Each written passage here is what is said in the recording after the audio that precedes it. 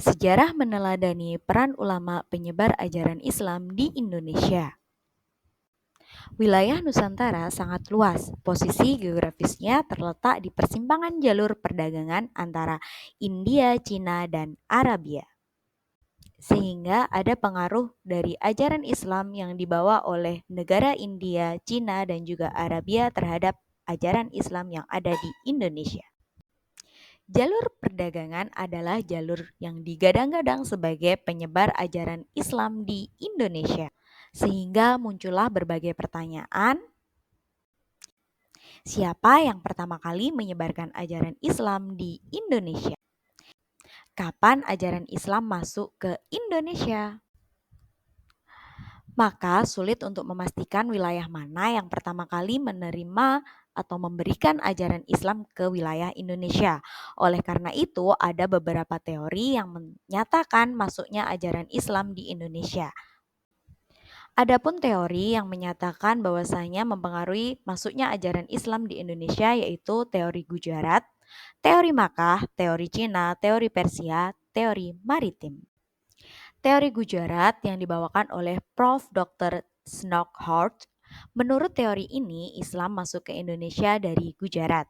Snockhart berkeyakinan bahwa tidak mungkin Islam masuk ke Indonesia langsung berasal dari Arabia, tanpa melalui ajaran tasawuf yang berkembang di Gujarat, India. Wilayah Kerajaan Samudra Pasai merupakan daerah pertama penerima ajaran Islam, yakni pada abad ke-13 Masehi. Teori yang kedua, teori Makkah, teori yang dibawakan oleh Prof. Dr. Buya Hamka. Buya Hamka mengungkapkan berita yang diangkat dari berita Cina dinasti Tang sebagai acuan teori ini. Menurutnya, Islam masuk ke Nusantara pada abad ke-7 Masehi. Berdasarkan berita Cina dinasti Tang, ditemukan pemukiman saudagar Arab di wilayah pantai barat Sumatera. Dari sini disimpulkan Islam dibawa masuk ke Indonesia oleh para saudagar yang berasal dari Arab. Jika kita perhatikan, kerajaan Samudra Pasai didirikan pada abad ke-13 Masehi atau tahun 1275 Masehi. Artinya bukan awal masuknya Islam tetapi merupakan awal pertama Islam mulai berkembang. Yang ketiga, teori Persia. Prof. Dr. Husain Jajadiningrat. Menurut teori ini, Islam masuk dari Persia dan bermazhab Syiah. Pendapat ini didasarkan pada sistem mengeja bacaan huruf Al-Quran, terutama di wilayah Jawa Barat, yang menggunakan ejaan Persia. Namun, teori ini dipandang lemah karena tidak semua pengguna sistem baca tersebut di Persia sebagai penganut Syiah. Teori yang keempat adalah teori Cina. Teori Cina adalah teori yang dibawakan oleh Prof. Dr. Slamet Mulyana. Menurut Slamet Mulyana, Sultan Demak merupakan keturunan Cina. Lebih dari itu, menurutnya Wali Songo juga merupakan keturunan Cina. Pendapat ini didasarkan pada kronik Lenteng Sampo Kong.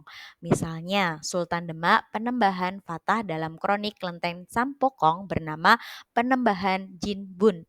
Sultan Trenggana disebut juga nama Cinanya Tung Ka Lo. Sedangkan Wali Songo juga ada dua tokoh yang memiliki nama Cina, yakni Sunan Ampel dan juga Sunan Gunung Jati. Adapun Sunan Ampel memiliki nama Bong Shiho dan juga Sunan Gunung Jati memiliki nama Toh Abu. Yang terakhir adalah teori maritim.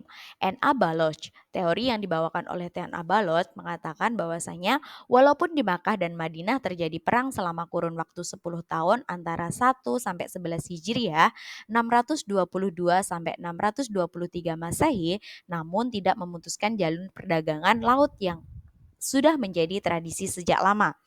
Jalur perdagangan tersebut adalah jalur antara Timur Tengah, India dan juga Cina. Hubungan perdagangan ini semakin lancar pada masa Khulafaur Rasyidin. Menurut N.A. Baloh, hal ini terjadi karena umat Islam memiliki kemampuan dalam penguasaan perniagaan melalui jalur maritim. Melalui jalur ini, yakni pada abad ke-1 Hijriah sampai abad ke-7 Masehi, agama Islam mulai dikenalkan sepanjang jalur niaga-niaga pantai-pantai tempat persinggahannya. Sehingga dikatakan salah satu jalur penyebaran ajaran Islam yaitu melewati jalur maritim. Perkembangan Kesultanan Islam di Indonesia. Perkembangan Kesultanan di Indonesia. Masa perkembangan agama Islam adalah kurun waktu pada saat umat Islam telah membangun kesultanan sebagai bentuk kekuasaan politik. Sebagai contoh, Kesultanan Samudra Pasai di Sumatera Utara pada abad ke-13 Masehi, Kesultanan Leran di Gresik, Jawa Timur pada abad ke-11 Masehi.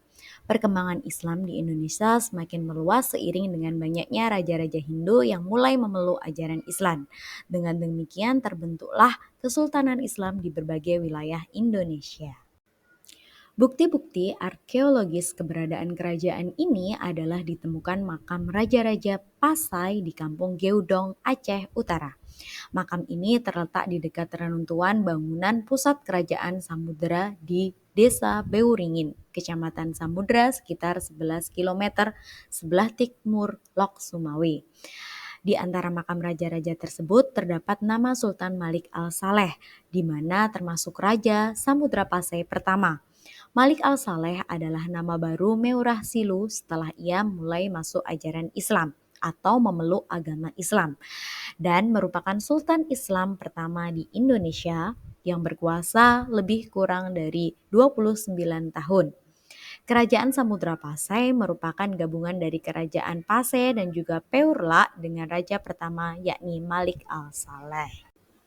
Tokoh penyebar ajaran Islam di Indonesia. Yang pertama Sultan Malik Al-Saleh, yang kedua Sultan Ahmad, yang ketiga Sultan Alaluddin Riyad Shah, yang keempat Wali Songo, yang kelima Sultan Alaluddin, yang keenam Datuk Tunggang Parangan, yang ketujuh Sultan Zainal Abidin.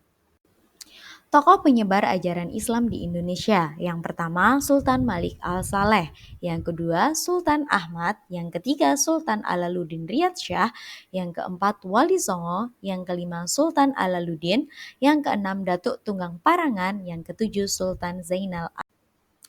Adapun peran Wali Songo dalam menyebarkan ajaran Islam khususnya di Pulau Jawa yang pertama yaitu disebarkan oleh Sunan Gresik yakni Sunan Maulana Malik Ibrahim yang berada di Jawa Timur, Sunan Ampel Raden Rahmat yang berada di Jawa Timur, Sunan Giri Muhammad Ainul Yakin yang berada di Jawa Timur, Sunan Bonang Maulana Magdum yang ada di Jawa Timur, Sunan Derajat Raden Kosim yang ada di Jawa Timur. Adapun sunan yang menyebarkan ajaran Islam di Jawa Tengah yakni Sunan Kalijogo, Raden Syahid, Sunan Muria, Raden Umar, Sunan Kudus Ja'far Shadiq.